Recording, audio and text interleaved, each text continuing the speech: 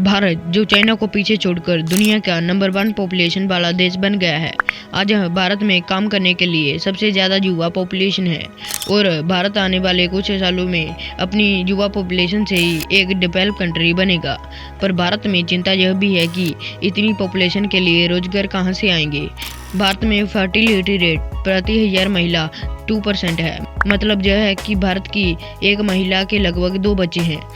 जहां पंजाब की literacy rate 75.84% है, जहां 100% व्यक्तियों में से 75.84% लोग पढ़े लिखे हैं। और कुछ रिपोर्टों के अनुसार देखा गया है कि जिस कंट्री जहां स्टेट की लिटरेसी रेट जितनी अधिक होती है उनका फर्टिलिटी रेट भी उतनी ही कम होती है।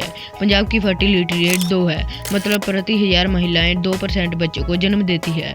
और इसके साथ साथ केरल की लिटरेसी रेट 93.91% है और इसकी फर्टिलिटी रेट 1.6% है। मतलब केरल में फीमेल लगभग 1.6 बच्चों को जन्म देती है। पर वहीं बात करें उत्तर प्रदेश की, तो जहां की लिटरेसी रेट 67.68% है और इसकी फर्टिलिटी रेट 3 है, मतलब प्रति महिला के लगभग 3 बच्चे हैं। इसलिए इंडियन गवर्नमेंट को लिटरेसी रेट पर काम करना होगा। इंडियन गवर्नमेंट को स्कूलों में बढ़िया एजुकेशन देनी होगी जिससे आने वाली पीढ़ियां पढ़ी लिखी हों। भारत में युवा पॉपुलेशन है जो भारत को एक डेवलप कंट्री बनाने में मदद करेगी। भारत में युवा यानी 15 साल से लेकर 28 साल के जो युवा हैं ग्रामीण क्षेत्रों में शहरी क्षेत्रों से अधिक है। पर भारत में जो कंपनी है वह शहरी क्षेत्रों में बनाई जाती हैं, जिससे ग्रामीण क्षेत्रों के लोग बाहर काम करने के लिए नहीं जाते। भारत में बेशक सबसे ज़्यादा काम करने वाली पॉपुलेशन है, पर वह काम नहीं करती। उनमें से कुछ ही पॉपुलेशन काम करती है और ग्रामीण क्षेत्रों की पॉपुलेशन कृषि पर आधारित है। पर चाइना भी कुछ समय पहले बिल्कुल ऐसा ही था जैसा अब भारत है।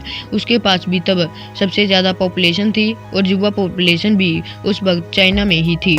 चाइना में शुरुआत हुई 1976 में, जब उसके पास बहुत बड़ी वर्किंग पॉपुलेशन थी और युवा लोग थे और चाइना ने तब मैन्युफैक्चरिंग शुरू कर दी। चाइना धीरे धीरे पूरी दुनिया की फैक्ट्री बनता गया।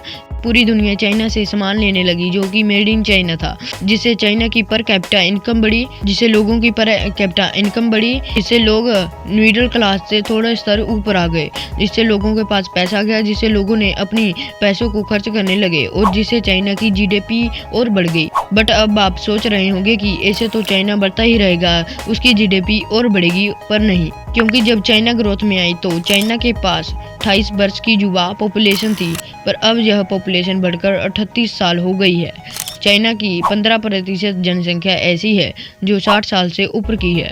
अब चाइना में 30 से 40 करोड़ जो बूढ़े हैं वो अभी काम नहीं करते और अपनी पेंशन पर निर्भर रहते हैं।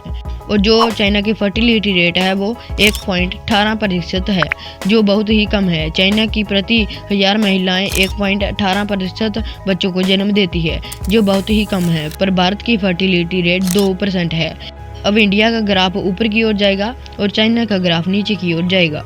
अब किसी भी देश की पॉपुलेशन के फ़ायदे भी हैं और नुकसान भी हैं। फ़ायदे उस पॉपुलेशन के हैं जो कि 15 साल से लेकर 28 साल की उम्र की हैं, जो वर्किंग पॉपुलेशन है। पर जब यह पॉपुलेशन 1 से 14 साल की हो तो वह कोई भी काम नहीं करते। उस उम्र पर जो उन पर पैसा लगता है वो यंग पॉपुलेशन का लगता है। और जब पॉपुलेशन 28 साल से ऊपर चली जाती है तो उसे वर्किंग पॉपुलेशन में नहीं मानते। और भारत में जब कोई भी महिला या पुरुष 60 साल से ऊपर का हो जाता है तो उसे सरकार पेंशन देती है, जो उन्हें फ्री में मिलती है बिना कोई काम किए। पर किसी भी देश की ज़्यादा पॉपुलेशन उस देश की दिक्कत बन जाती है, क्योंकि इतनी जनसंख्या के लिए रोजगार, एजुकेशन, हेल्थ और कई चीज़ों को स्टेबल करना बहुत कठिन हो जाता है। आपकी इसके बारे में क्या राय है, कृपया कमेंट सेक्शन में ज़रूर लिखें। और वीडियो आपको थोड़ी सी भी इन्फॉर्मेटिव लगी हो तो वीडियो को लाइक कर दें।